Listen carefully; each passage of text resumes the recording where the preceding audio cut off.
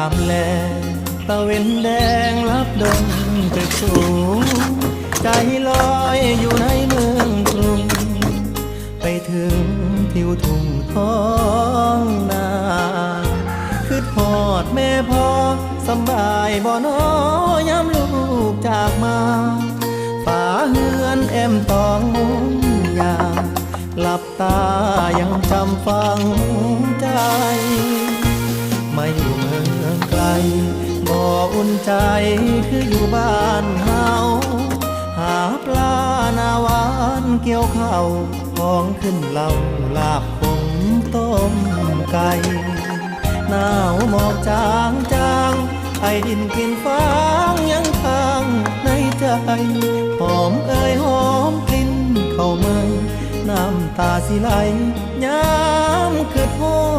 ดบาน